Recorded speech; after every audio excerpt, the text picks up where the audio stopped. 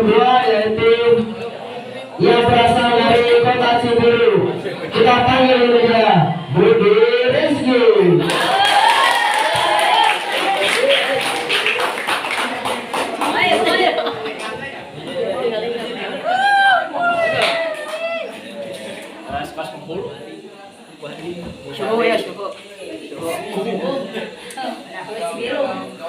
Assalamualaikum warahmatullahi wabarakatuh.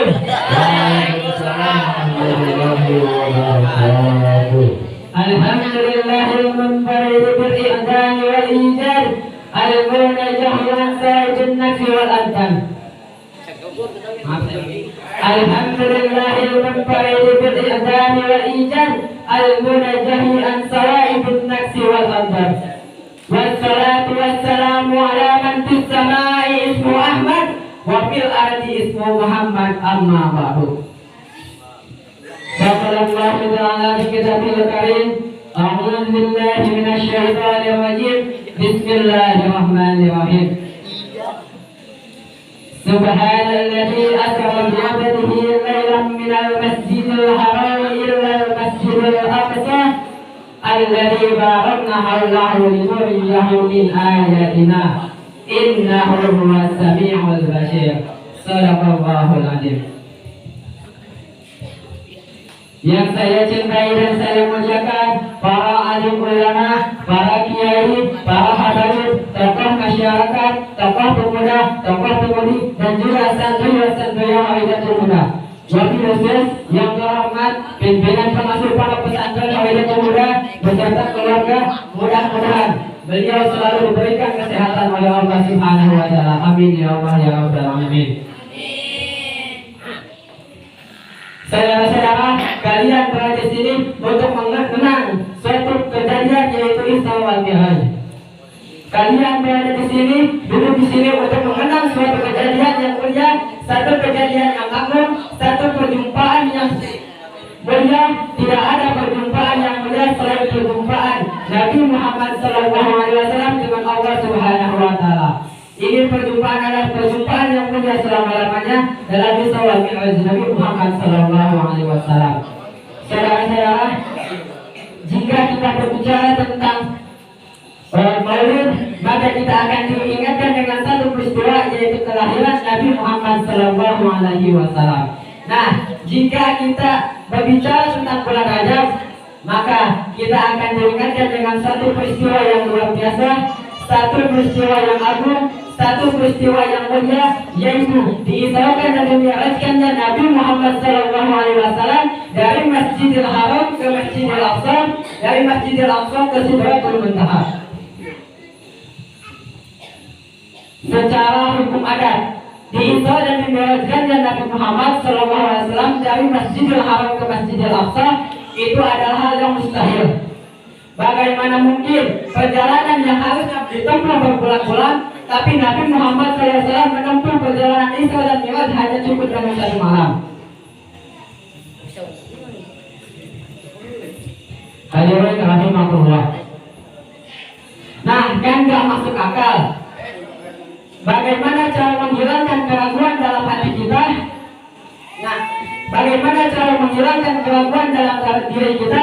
Yaitu dengan meningkatkan, dengan menumbuhkan keimanan di dalam hati kita, dengan menumbuhkan keimanan di dalam diri kita, dan juga dengan cara meluaskan kecintaan kita kepada Allah, dan dengan juga meningkatkan kekuatan cinta kita kepada Nabi Muhammad SAW. Hadirin rahimakumullah. Secara hukum akal, terjadinya Isra dan dimi'rajkannya Nabi Muhammad SAW dari Masjidil Haram ke Masjidil Aqsa, dari Masjidil Aqsa ke Sidratul Muntaha adalah hal yang mungkin berwujud, mungkin terjadi dan mungkin tidak terjadi, karena di Isra dan dimi'rajkannya Nabi Muhammad SAW merupakan bagian dari akidah samyah yang harus kita imani dalam hati kita masing-masing. Hadirin rahimakumullah. Jadi di Isra dan dimi'rajkannya Nabi Muhammad SAW SAW merupakan bagian dari akidah samiyah yang harus kita imani dalam hati kita masing-masing. Sasarannya bukan dat Allah, bukan dat Rasulullah, tapi setiap perkara yang mungkin terjadi menurut akal kita. Tetapi ketika hukum salah datang, Allah menegaskannya dalam Al-Quran dan Nabi Muhammad SAW menguatkannya melalui lisannya, maka diisra dan dimi'rajkannya Nabi Muhammad SAW adalah menjadi hal yang mungkin mubayyan. Karena apa? Karena Allah sudah menegaskannya dalam Al-Quran, karena sudah ada hadis dari Nabi yang asalnya diisra dan dimi'rajkannya Nabi Muhammad itu adalah mungkin menurut akal, ya. Tetapi karena sudah ada hadisnya sudah ada firman Allah dalam Al-Quran dan sudah ada hadisnya dari Nabi, maka jadi wajib mubayyan. Makanya barang siapa yang ingkar terhadap diisrakannya Nabi Muhammad SAW dari Masjidil Haram ke Masjidil Aqsa, maka dia adalah orang yang kufur. Sedangkan orang yang ingkar terhadap dimi'rajkannya Nabi Muhammad SAW dari Masjidil Aqsa ke Masjidil Haram, dia adalah orang yang fasik. Tidak tegasna henteu ai kafir mah, tetapi fasik. Hadirin rahimahullah. Pada saat diisra dan dimi'rajkannya Nabi Muhammad SAW, dada Nabi Muhammad SAW dibelah, lalu diambil hatinya, dibersihkan menggunakan air Zam-Zam. Karena apa? Bukan karena untuk mensucikan yang telah suci, untuk membersihkan yang telah bersih. Bukan berarti dada Nabi dibelah, diambil hatinya, bukan berarti hati Nabi itu kotor. Tidak, karena Nabi itu suci. Nabi itu basarun, Nabi itu manusia, tetapi lakal basar, tidak seperti manusia biasa. Karena Nabi itu adalah khairul khalqillah, khairul wabah rasaka. Jadi Nabi Muhammad SAW adalah makhluk yang paling mulia, makhluk yang paling agung, makhluk yang paling sempurna. Jadi Nabi Muhammad adalah makhluk yang paling suci. Bahkan jasad Nabi suci, tubuh Nabi suci, darah Nabi suci, bahkan air kencing Nabi pun suci. Menjelaskan dalam kitab Al-Imam As-Suyuti bahwa air kencing Nabi Muhammad SAW itu suci. Pada saat itu Rasulullah SAW pernah kencing ke dalam suatu wadah, lalu wadah itu disimpan oleh Nabi Muhammad pada suatu tempat. Tiba-tiba ada sahabat Nabi perempuan yang tiba-tiba meminum air kencing Nabi Muhammad. Nah, ketika kedatangan Nabi, hei, apa yang kamu minum? Itu adalah air kencingku. Ya, lalu apa kata sahabat Nabi itu? Demi Allah ya Rasulullah, aku tidak pernah meminum air yang sesegar ini. Tuh, kan? Jadi air suci, air kencing Nabi itu suci. Hadirin rahimakumullah. Banyak peristiwa yang luar biasa terjadi pada saat Isra Mi'raj Nabi Muhammad SAW. Pada saat itu disebut tahun Amul Husun, artinya tahun kesedihan bagi Nabi Muhammad SAW. Kenapa dikatakan tahun kesedihan? Karena pada tahun yang bersamaan Nabi Muhammad SAW ditinggalkan oleh dua orang yang dicintainya, yaitu istrinya Siti Khadijah dan pamannya Abu Thalib.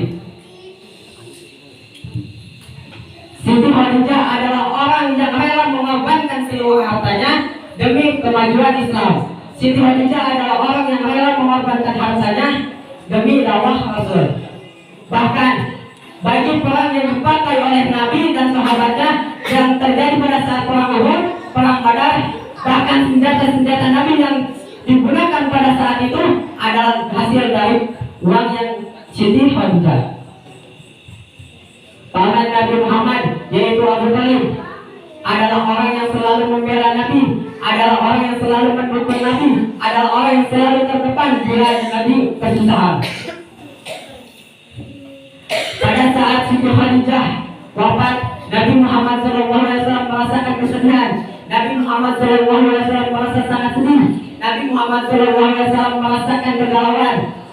Nah, oleh karena itu, karena Allah kasihan melihat hambanya, Allah ingin menghibur kekasihnya, maka Allah berjalankan Nabi Muhammad SAW dari Masjidil Haram ke Masjidil Aqsa, dari Masjidil Aqsa ke Sidratul Muntaha untuk bertemu dengan Allah Subhanahu wa Ta'ala. Hadirin. Nah, jadi sholat yang 5 waktu yang suka kita kerjakan setiap hari itu merupakan perintah dari Allah Subhanahu wa Ta'ala pada saat Nabi Muhammad SAW diisra dan dimi'rajkan. Hadirin rahimakumullah. Masih banyak lagi kejadian yang luar biasa pada saat diisra dan dimi'rajkannya Nabi Muhammad SAW. Pada saat Jibril diperintahkan oleh Allah Subhanahu wa Ta'ala untuk memilih buruk yang akan ditunggangi oleh Nabi Muhammad SAW nanti, lalu Jibril pergi ke taman buruk. Di sana banyak buruk-buruk yang berhamparan, banyak buruk-buruk di sana ya. Nah, ketika Jibril memilih buruk untuk ditunggangi oleh Nabi, nah, dia merasa heran, kenapa yang lain senang, sedangkan ada satu buruk yang sedih. Tiba-tiba Jibril mendekati buruk yang sedang bersedih itu. Lalu dia berkata, "Wahai buruk, kenapa kamu bersedih?" Dijawab oleh buruk itu, "Ya Jibril, aku merasakan kesedihan karena pada saat itu Allah pernah memberitahu kepada seluruh buruk yang ada di sini bahwa suatu saat nanti akan ada buruk yang menjadi tunggangan Rasulullah SAW. Mulai saat itulah aku merasa sedih. Mulai saat itulah aku merasa sedih karena aku takut buruk yang akan dipilih oleh suatu saat nanti bukanlah aku." Lalu Jibril merasa kasihan kepada buruk tersebut. Lalu apa kata Jibril? "Wahai buruk, ayo ikut aku. Kita akan bertemu Nabi Muhammad SAW." Itu diantaranya. Itulah diantaranya kejadian-kejadian luar biasa yang terjadi atau yang berkaitan pada saat Isra dan dimi'rajkannya Nabi Muhammad SAW. Mungkin hanya itu yang dapat saya sampaikan. Mohon maaf atas segala kekurangannya. Mohon maaf apabila ada salah kata. Wabillahi taufiq wal hidayah. Wassalamualaikum warahmatullahi wabarakatuh.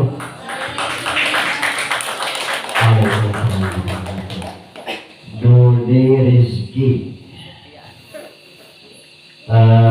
dalam segisi yang akan komentar tadi dalam mukadimah yang pertama Anda menggunakan kalimat pimpinan dan pengasuh, duanya dipakai ya. Dan yang saya hormati tadi bahasanya gimana? Pimpinan, pengasuh. Ya seharusnya salah satunya aja pakai. Kalau pengasuh ya cukup pengasuh, jangan pakai pimpinan. Kalau pimpinan jangan pakai pengasuh. Jadi itu menghambur-hambur bahasa, tidak efektif. Terus tadi dalam bahasa Anda mengatakan secara hukum adat di Isra dan dimi'rajkannya Nabi Muhammad SAW itu apa mustahil ya? Itu sudah benar, cuman dalam segi bahasa akan lebih baik kalau bahasanya itu secara hukum adat kejadian Isra Mi'raj itu, bukan bahasanya di Isra dan dimi'rajkannya. Jadi seolah-olah kalau Isra dan dimi'rajkan kalau menjadi secara hukum adat kejadian Isra Mi'raj, bahasanya seperti itu. Terus Anda mengatakan tak masuk akal, tapi yang keduanya itu secara hukum adat mungkin, secara hukum akal mungkin, tapi dalam bahasa kawan tak masuk akal ya. Kita pakuli kita pakuli. Jadi saya tegaskan bahwa Isra Mi'raj itu lamun dipandang dari segi hukum adat mustahil. Cek adat, cek kebiasaan, tapi cek hukum akal itu mustahil, tapi mungkin wujud ya. mungkin wujud, tapi Anda karena Anda sudah ngaji Johar Tauhid, ya coba tadi disempurnakan dengan bahasa termasuk wajibul wujud muqayyad, gitu kan? Wajibul wujud muqayyad karena kejadian Isra Mi'raj tersebut itu dipandang dalam sisi sebelum adanya alam dunia itu ada dalam pengetahuan Allah, maka terjadinya itu wajib wujud muqayyad. Coba paling bahasnya nggak ke sana ya, arahnya ke sana. Adapun penegasan Allah dalam Al-Quran subhanallah bihamdihi, ya bagi kita itu merupakan suatu dalil, ya bahwa kita itu wajib mengimankan, ya secara hukum akal wenang, akal kita tidak mewajibkan, tapi menganggap hukum Islam itu benar. Tapi karena tegasnya Allah, maka percayanya kita itu termasuk wajib syar'i, wajib syarat. Ya. Nah, yang terakhir, Anda sudah bagus menyampaikan intonasi, gramatika, wakaf sudah ada, cuman kelihatannya Anda itu terlalu capek ya, seperti peserta yang pertama. Jadi selalu memaksakan kehendak. Suara Anda itu kecil. Ya sesuaikan aja dengan suara Anda, tidak perlu lebih dari 100%. Akhirnya Anda tidak mengganggu wakah yang seharusnya di dalam kalimat tersebut Anda tidak berhenti, malah berhenti karena terganggu. Napas Anda sudah berat gitu ya, karena nada Anda terlalu tinggi melebihi kemampuan Anda gitu. Emang dalam berpidato harus ada power, ada suatu tenaga kekuatan, tapi disesuaikan dengan kemampuan kita, dengan suara kita ya. Terima kasih, semoga sukses di bulan yang akan datang.